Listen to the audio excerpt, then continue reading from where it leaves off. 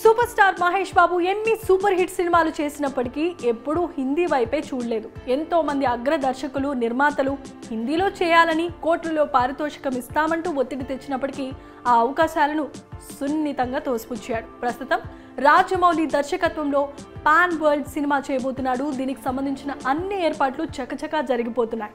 తనను తాను మహేష్ బాబు ఈ సినిమా కోసం మలుచుకుంటున్నాడట.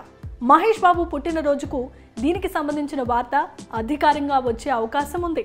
మొదటి నుంచే మహేష్ బాబు ఏ సినిమా చేసినా అది బాగుందా లేదా, సినిమా హిట్ అవుతుందా ఫ్లాప్ అవుతుందా అని సరిగ్గా అంచనా వేసి చెప్పగలిగేది కేవలం ఆయన తండ్రి సూపర్ స్టార్ కృష్ణ ఒక్కరే. ఆయన ఏది చెబితే అదే జరుగుతుంది. సినిమా ఆడుతుందంటే ఆడుతుంది, ఫ్లాప్ అవుతుందంటే ఫ్లాప్ అవుతుంది. తన తండ్రి అంచనా ఎప్పుడు తప్పలేదని మహేష్ బాబు ఎన్నోసార్లు ఎన్నో ఇంటర్వ్యూస్లో కూడా చెప్పుకొచ్చారు. అలాగే కృష్ణతో పాటు మరొక వ్యక్తి కూడా మహేష్ బాబు సినిమాలను చూస్తారు. ఆయన కూడా సినిమా చూసి బాగుంటుందంటే బాగుంటుంది, లేదంటే బాగోలేదు అని నిర్మోహమాటంగా చెప్పేస్తారు. సినిమా చూసి ఆయన ఏం చెబుతాడా అనే టెన్షన్ తనకుంటుందని పలు ఇంటర్వ్యూస్లో మహేష్ బాబు చెప్పారు. ఇంతకీ ఆ రెండో వ్యక్తి ఎవరంటే సినిమా వ్యక్తి కాదు, పొలిటీషియన్ కూడా కాదు. ఆయన ఎవరో కాదు, తెలంగాణ మాజీ మంత్రి కేటీఆర్. మహేష్ బాబుకు స్నేహితుడు.